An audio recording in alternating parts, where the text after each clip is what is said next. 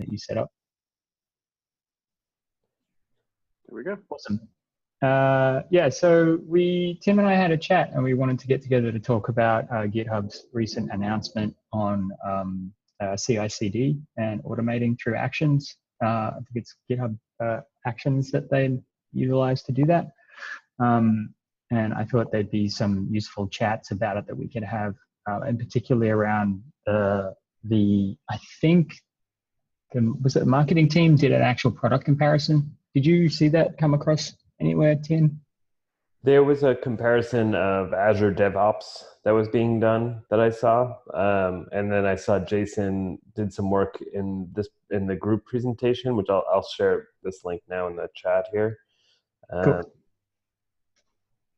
Just at a high level, but yeah, it would be valuable, I think, for us, if at least to watch the video and then just to discuss some of the higher level points would be helpful. Yeah. So yeah, let's do that. I'm going to go find the link. I think it was in the CEO Shadow channel, so I can go find that. So do you want to start off with the high level discussion? Sure.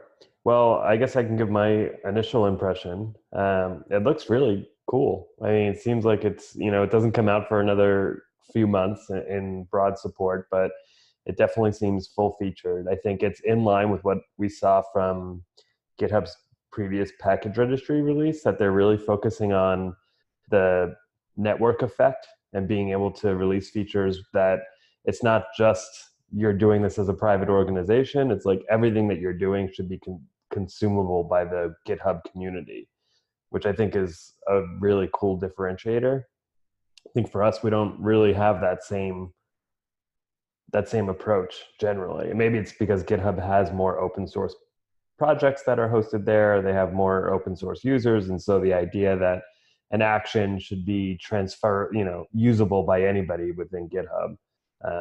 It certainly seems like they're pushing that. And the package registry is similar. It's like host your NPM package on GitHub instead of the NPM registry.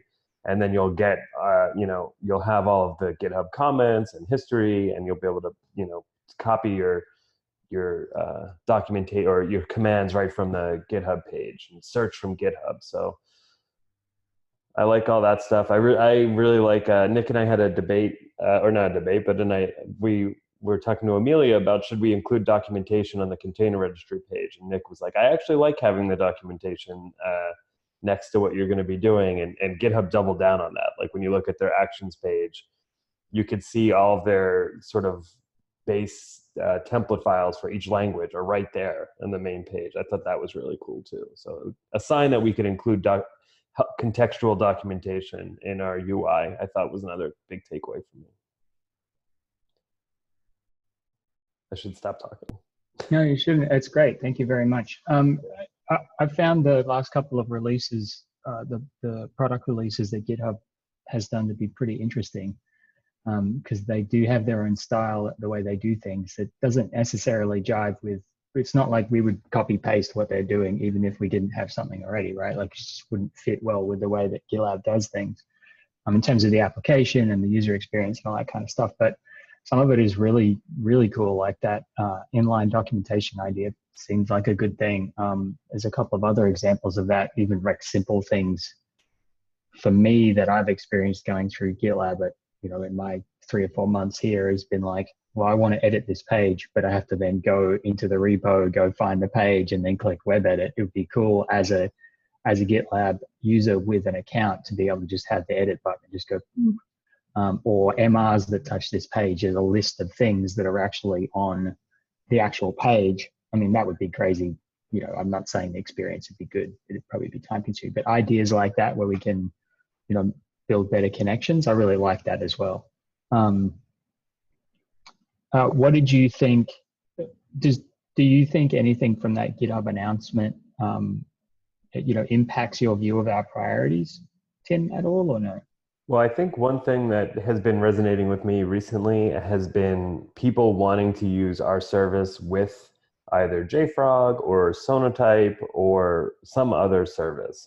And the one thing that resonated with me with the GitHub announcement was that they allow for auto rebuild or auto publish dependencies based on webhooks. Like, so if your npm public package was bumped a version, it'll auto download or auto rebuild the project. I think I've seen talk to a bunch of users that are asking for that sort of thing. Like if they're using Docker image latest, if the latest gets bumped, pull that latest version in and run their CI/CD pipeline. So those sort of webhooks could be something that I haven't necessarily thought too much about. I thought that was lower priority, but I've been hearing that from users as an important piece. And then the other piece is like, yeah, they were showing, which I think we could do the same thing. We have the option to have secret variables, environment variables, sorry, and we have that same thing, but we don't necessarily make it easy to connect to JFrog or to Sonatype. It's a little bit hard. You have to actually like connect to JFrog and then use the JFrog CLI. Maybe that's how GitHub does it, but I think easing that path between services could be valuable. Yeah, I watched your chat yesterday with Can't remember. Pooja. No, I actually finally caught up with your chat with Greg. Yeah, yeah. And he was talking similarly, and I had a conversation with him because I know Greg, he's a good friend of mine. But I had a conversation with him separately, just sort of saying, you know, what is it that's holding you back from switching to GitLab? You know, because he's very much about open source and very much like, oh, we use this, like he uses a product. And I said, why do you use it? What do you like about it? He said, because it's open source. That's why I use it. And I'm like, okay, so then GitLab. And he's like, well, if you added this, that would be what it was. So like that to me was, and that was all tied into the way Maven's set up right now. And it was part of your conversation, and I'll fish that out of our chat. But it's that type of thing where you're like, there's little, it's funny because we offer a pretty good product in Maven. In the case of Maven, that's relatively mature, I feel like, compared to say NPM support. Although that's getting there with a lot of hard work from people, which is awesome. Thank you. But there's this like there's little edge cases where I feel like some companies are just so dependent on some part of the solution they've developed in-house that we don't offer that. And then they kind of go, yeah, but I can't switch because of this. And you go, okay, if we just added that, then we get this range of customers. So I don't know how you feel about that. Well, he said something that was really interesting. That was the problem that I'm having for his, like, so this Greg is running maybe a 10-person development team at this organization, and they're building Maven projects. And he was saying his big problem in setting up Maven wasn't necessarily like the publish, it was the logic in the CI, the logic in the setting XML file, which points to different, like the logic for where dependencies should be pulled from. So he's like, yeah, before all our engineers had to maintain this separate settings file, and then, you know, if anything changed, it was difficult, and we could end up with slightly different dependencies because of that settings file being different. So what JFrog does is allow them to have one centralized master settings file. And from there, they have logic that says, okay, first look at the Maven public repository, then look at Bootstrap, then look at JFrog, and then, you know, and following that logic was really valuable for him, and having some sort of authentication mechanism. That was, to him, that was the biggest problem to solve, was how to have a single authentication to rule them all, and then how do you have this logic baked in for your team. So we don't currently support that, I don't think. We currently are just, or if we do, we're not helping users to navigate that, because our documentation says like, okay, your settings file, just point to the GitLab registry, and you can pull your packages from at the project level or at the group level. But maybe that is something that we could do by just adding an additional line into the settings file. I'm not sure.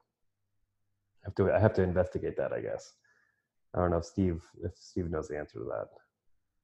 I like to share just quickly about Artifactory, the centralized, and so like they do have 3 repositories, and as far as the Maven repository goes, it does follow the repository convention, like the naming convention. Like you've got your release, your distribution, your snapshot.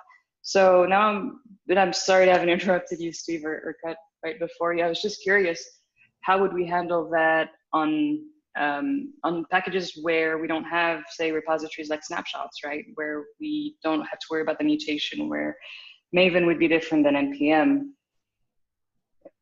Does that make sense as a question? I think it was a different. No, can you ask it again? It didn't make sense Yeah, to me. yeah, I just started my day. So basically, with Maven, you have different repositories, right? You have one where your artifacts will go to, say, your distribution repository, then one will go to your snapshot and whatnot. And so the way that one release will be handled on Maven, say, to the release repository will be handled differently than what is in the snapshot.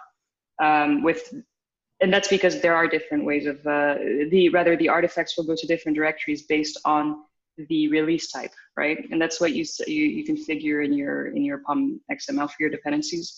On npm, however, we would only have a few set of repositories. We'll have, if we were to go the centralized route where we would aggregate packages based on whether or not anything has changed, we would not need to rely on so many different repositories. We'll have one that's local, one that's central, and one that's aggregated, right? Or cached, rather. One that's cached. I think that's true. It will be different in each case. I think what this person was referring to is the logic for when to pull dependencies, and JFrog sort of acting as the proxy for how those dependency gets pulled. Like the logic of saying pull from npm registry, then if that's not there, then go to Bootstrap. If that's not there, then go to GitLab. If that's not there, then go local. So sort of having that logic built in, and it would be different, I guess, across different repositories, because naturally the public ones are different.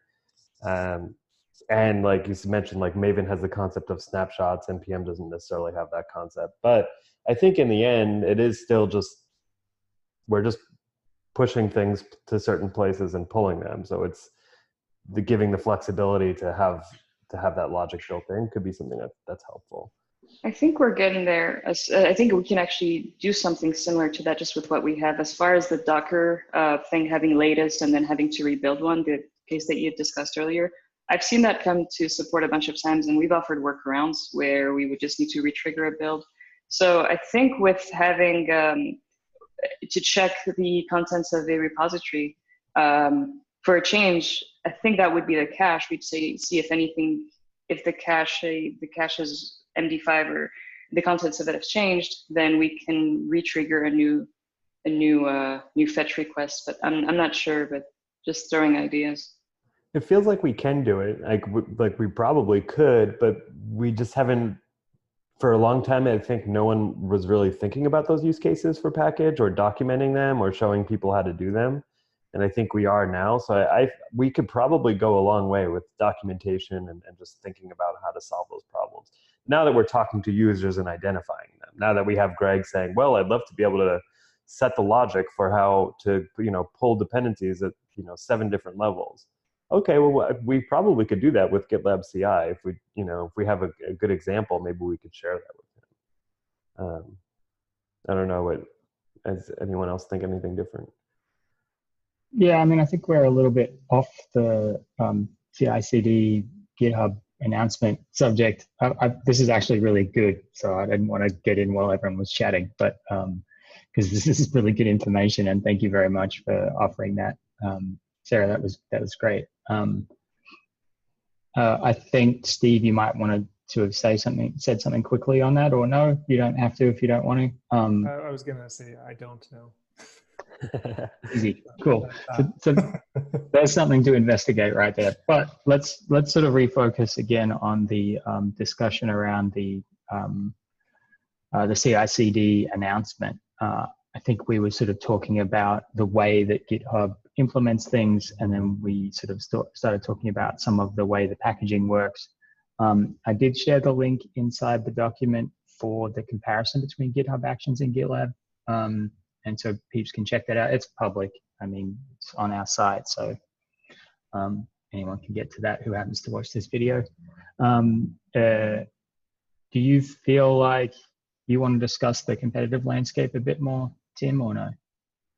I feel like I've been talking a lot. One of the things that I love about GitHub is that they're so developer focused. Like, it definitely seems to me like the engineers are deciding how to build it. It's like an engineer focused product. So I am curious to hear other people's opinions if they saw it, and I'm curious to listen for a little bit, but I'm happy to provide more context and producty stuff, if that's helpful too.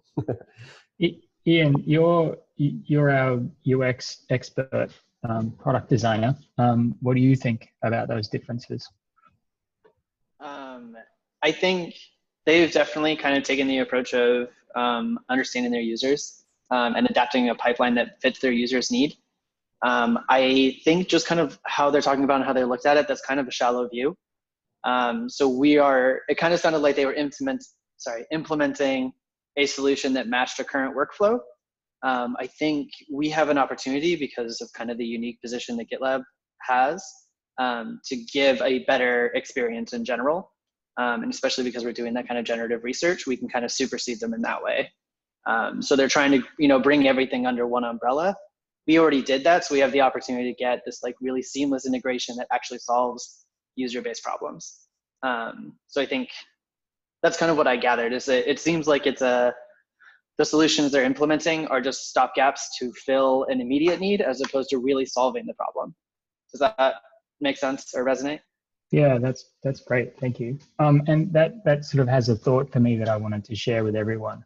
I've heard from a couple of people that now we're playing catch up to GitHub in some regards, and I think in some forms of product maturity, maybe when you have that level of investment, it's a little easier to put a bunch of people on something, and we're sort of growing everywhere. It's not really how I see it. GitHub is currently doing everything they can to catch up to us as offering a single solution, and that's what these acquisitions and product announcements are all about. I mean, in the first part of that video that Tim shared in the top of the document, in that announcement, they're like, oh, here's this company we acquired to satisfy this part of the pipeline. Here's this other company we acquired. Who are they competing with? Like, who are they doing these things to satisfy the missing gaps in their product offering? It's us. So, as Sid would say, we were the first ones to start offering this integrated pipeline it's integrated solution at some level way back when, and then Bitbucket started doing it, and then we've expanded, and now GitHub's trying to catch up to us because they see that they're losing in the marketplace. And so, I don't feel like, having been here several months I've been here, I don't feel like we're resting on our laurels in any way. We're still committed to our way of doing things, MVCs. Let's release something. Let's get stuff out there, see what people want to do and what really gets traction with our customers. And then we'll put effort and resources, meaning money and time, and also people into that effort to improve that area. But this isn't a case of like, oh, now we're behind. This is a case of like, oh, wow, validation. This is a huge, Microsoft-backed company that's going, hey, we ought to compete with GitLab, and let's put effort into that. So from that standpoint, my emotional reaction, that was the first thing I did, was like, oh no. And then when you actually think about it and you talk to like Sid about it, he's like, very rightly, our number one competitor is our open source offering. Our number two competitor is, homegrown solutions that companies come up with, mashing everything together. And then after that is probably GitHub. In terms of the marketplace that we are really targeting, which is a full single solution for the whole DevOps lifecycle, right? So the thing to be aware of here is, yes, it feels a little scary, because even in packaging, when GitHub made that announcement, they're like, we have all these things. I still haven't got access to the beta. And beta, we say beta in the States, I suppose. I haven't got access to it. I requested access when they announced it as my personal account. I still haven't got access. I don't even know if they're doing it, what it looks like, although we've seen that. So I think what we ought to be doing is thinking about what GitHub is, and just to a large extent, it's exactly what Ian and Tim have talked about, is like, okay, what are they doing? It's different. That this part of what they're doing actually seems super cool. Can we take this idea and use it for ourselves in a way that's actually helpful to our customers? And that's kind of where my head's at overall with this. John, did you have anything to add, or anyone else want to talk rather than Tim and I? Dan, I think you did a good job of summing things up. I'm in the same mindset as you. I like the competition. It was exciting for me to watch that and say, oh, cool, they're validating us. And I love how the article that GitLab put out, Sid is basically saying, this is great for everybody, right? What a cool perspective on things. So I really appreciated his perspective and enjoyed learning about that. I think for me, just kind of, looking over all of CI/CD kind of on the front end, I saw some opportunities where GitHub was doing some nice, they had maybe a little bit more of a polished UI in some areas. So one of my takeaways was we could improve like our job log, collapsible job log area, things like that. Some issues we're already working on, but just kind of refocus our efforts in those areas to tighten up the UI. And then the other thing was kind of reprioritizing verify a little bit, right, with the open source or the shared runners on Windows and Mac OS, things like that. So just it validated our approach, which is really cool. And then my wheels are just kind of turning. Like, how can we see what they're doing? Similar to your thoughts, Dan. How can we see what they're doing and just compare in any areas that we might need to improve upon, right? So. But yeah, really cool stuff, and I'm excited to be a part of it on the GitLab side for sure. Their search is really cool. Like, look, you could search for a specific package across the platform, so you could do like package and then find npm packages, for example. We don't. That's an area I think that we're behind. Probably our search is not great. And then I like the idea of the contextual help. Like if you're working on a JavaScript project, they're going to recommend a node template, or so I think there's some things that we could do there. We sort of make our users work for that. We give them all those templates, but we make them discover them and find them. Not that it's impossible to find them, it's just like a nice to have, right? It's nice when Uber remembers that you go to work or the same place at the same time every day. It's nice to make those recommendations. And the vulnerability scanning for packages is another cool thing. I know that was an acquisition, not something that they built, but we had a conversation with NPM yesterday, and they're really pushing that piece of their product, the vulnerability scanning and security aspect. I know we have some of that built into GitLab and with dependency scanning and container scanning, but we're not currently handling it for the Docker image, our container registry, or for our package registry. So that could be an area that we start to think about as well. And we haven't really talked to our users about that, if that's something that they're wanting or needing, or feel like they have good enough coverage. But it's something that could be something that we prioritize, especially if NPM is going to try and co-develop it or something like that with us. That could be interesting. We're right up on time here. I know that Nick and Stephen haven't had a whole lot of opportunity to speak. Did either of you have thoughts you'd like to offer, or are you just happy to participate in the way you are? Yeah, I was, Tim sort of touched on it a second ago, but I was thinking that one of the things that we currently don't do is that, or don't do particularly well, is detecting what kind of project is perhaps being, what kind of project the repo is representing. So if it was like a npm package or something like that, and then as sort of Tim said, suggesting certain files. So I was thinking, like, for example, if you were working on a JavaScript project, we could suggest a CI file that would have a way of building JavaScript, and perhaps go even further than that. So for example, if it was a Vue.js project, we could detect that and then actually say, have you considered using this CI file that would do like a Vue testing? It would just basically have a basic template and some common like CI scenarios to encourage more usage. You could even go, I was thinking, like with the JavaScript side especially, you could even go so far to include deployment to popular services like Netlify and stuff like that, which is like, they're all kind of gaining in popularity and that kind of thing. And I was going to suggest, like, perhaps we could do that with the actual package repo as well, or the package registry as well. Thank you for that.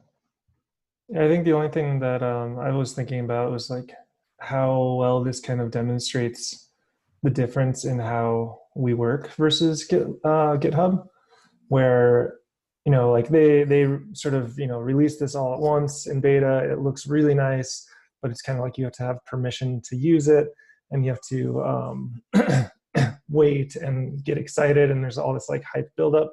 Whereas we'll just be like, hey, here's this thing, everyone can have it, and please come and have a discussion in all of these open issues so we can make it better. And that's the whole iteration value. so it is kind of interesting to just see those two different workflows. And